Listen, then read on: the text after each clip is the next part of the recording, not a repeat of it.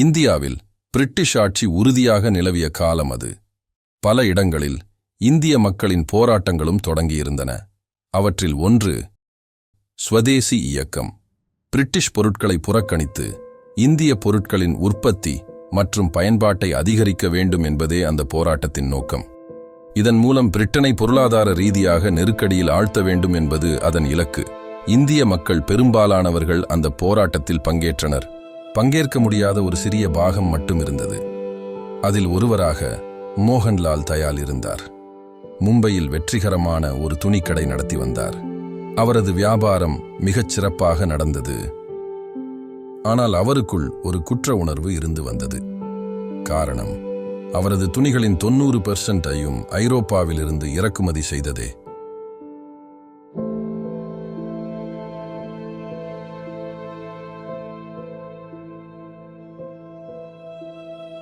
India இன்னும் போராட்டங்களில் உள்ளது. ஸ்வதேசி இயக்கம் மிகவும் தீவிரமாக நடந்து கொண்டிருக்கிறது. மோகன்லால் தயாள் தனது வியாபாரம் இன்னும் வெற்றிகரமாக நடத்தி வந்தார். ஆனால் அவரது உள்ளே அந்த சிறிய குற்ற உணர்வு காலப்போக்கில் மிகுந்ததாக மாறியிருந்தது. மற்ற நாடுகளைச் சேர்க்காமல் வியாபாரம் செய்ய அவர் பலமுறை முயற்சித்தார். ஆனால் அது சாத்தியமாகவில்லை.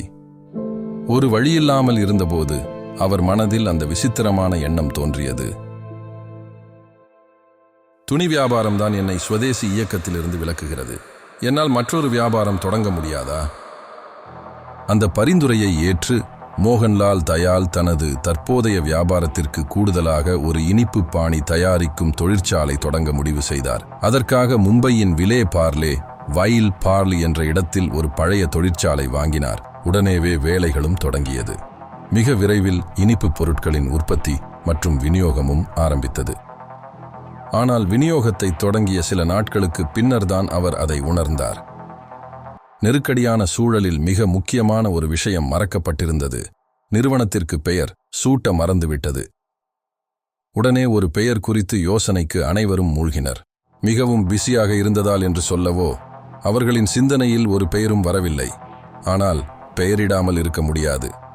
எந்த வழியும் தொழிற்சாலை இருக்கும் இடத்தின் பெயரை நிறுவனத்திற்கு கொடுக்க முடிவு செய்தனர்.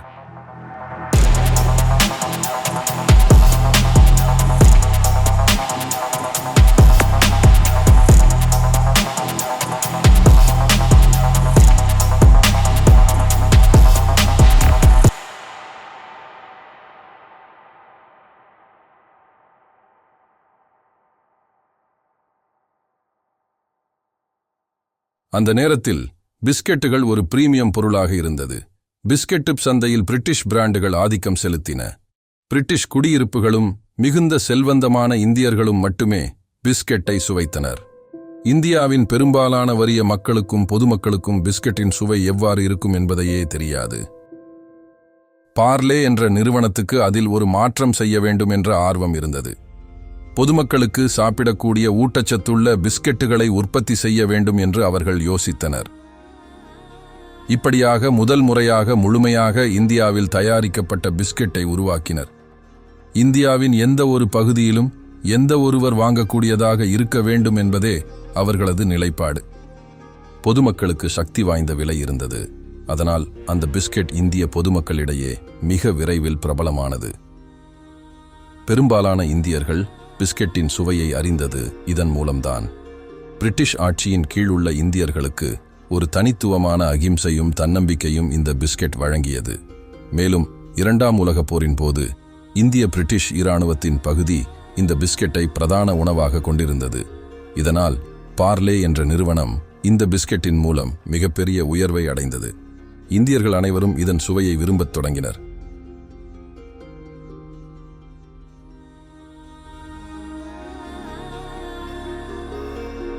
ஆனால் இது அதிக நாட்கள் நீடிக்கவில்லை. மற்ற சில பிஸ்கெட் நிறுவனங்கள் பார்லேயின் அதே முறையை பின்பற்ற முடிவு செய்தன.